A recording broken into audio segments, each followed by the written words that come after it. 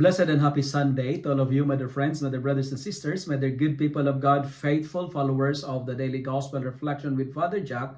My dear kababayans, today is the last Sunday of February, and today is February 23, 2025, and we are now on the 7th Sunday in Ordinary Time, Year C. Our Gospel for today is from the beautiful and the wonderful account of the Gospel of Luke, chapter 6, verses 27 to 38. Our Gospel for today, I find it personally very disturbing and very hard teaching of Jesus. Why? Because we are told to love our enemies. It is difficult because it is not our nature, humanly speaking, to love the most unlovable, right? We find it hard to be good with people who are difficult to be with. You know what? It is very easy to shake the hands of your friends. It is easy to smile and hug a friend. It is very easy to love people who are lovable. Everybody can do that. But how about this? Love those who hate you. Can you do that? Can you hug those people who are allergic to you? Can you forgive those people who doesn't like you, who hate you or hurt you? Can you love your enemies? Oh, that's very hard, right? But our gospel for today is telling us the best approach on how to love our enemies. How to treat our enemies. 3 ways. 1, we need to observe the golden rule.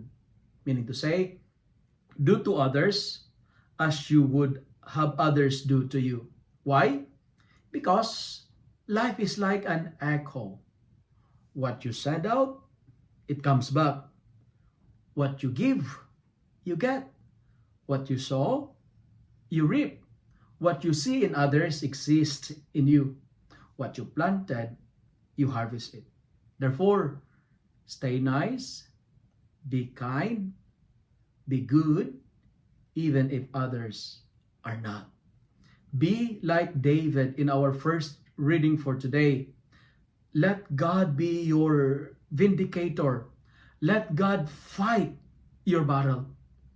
My dear friends, my dear brothers and sisters, observe the golden rule. And second, what should be our approach?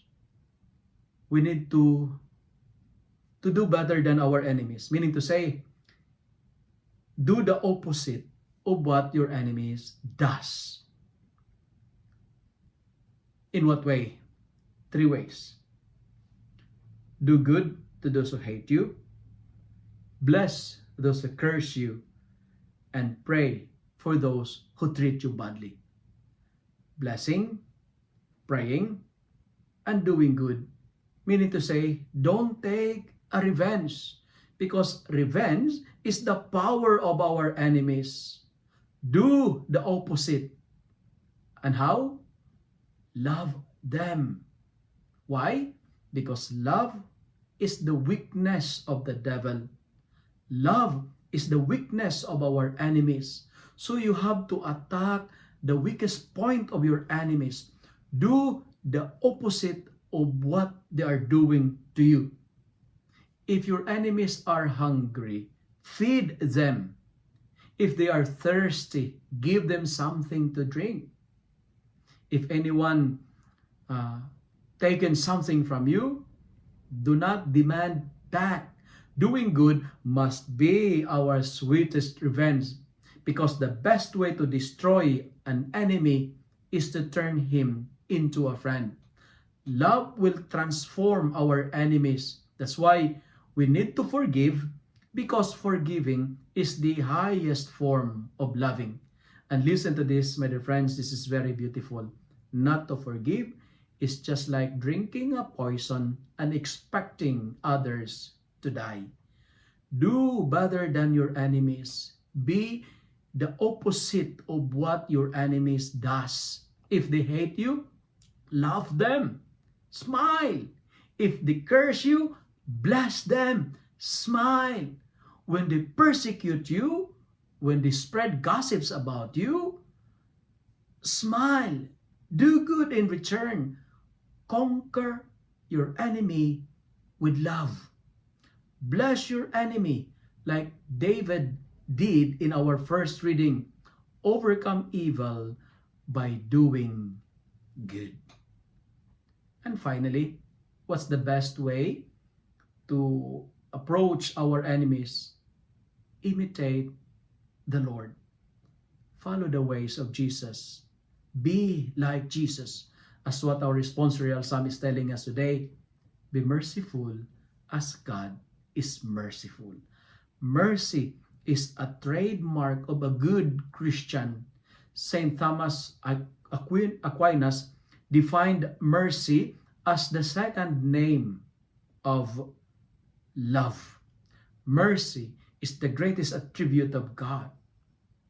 You know what, my dear friends, my dear brothers and sisters, I have a beautiful suggestion on this 7th Sunday in Ordinary Time. If you have an enemy, don't be sad. Yeah, if you have an enemy, be happy. Rejoice if you have someone in life who are difficult to be with. Why? Because if you have an enemy, meaning to say, God is giving you the opportunity and the chance to enter the kingdom of heaven. Our enemies are the password to claim the reward of eternal life. Our enemies are like angels sent by God to show His mercy and love. When you have an enemy, meaning to say, God is giving you the chance to be merciful. God is giving you the opportunity to enter the kingdom of heaven. Friends, when we do good to people who are not good to us, be ready for God's abundant reward. Because when you are good to your enemies, God will make you prosper. When you love your enemies, God will promote you. He will give you long life. God will give you good health. And God will give you protection from any danger and harm, because God will be your safe refuge. God will be our protector, and He is our warrior who will defend us from the attack of our enemies.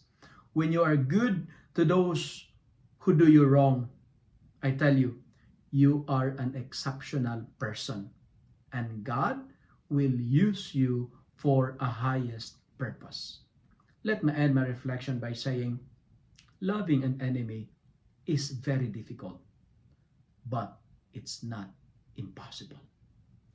Conquer your enemy with love. If you wanted to take a revenge, doing good must be our sweetest revenge. Be merciful, because God is merciful. If you love and like this reflection, kindly share it with your friends, share it with your family. Make the Word of God viral so that many will be blessed. Amen.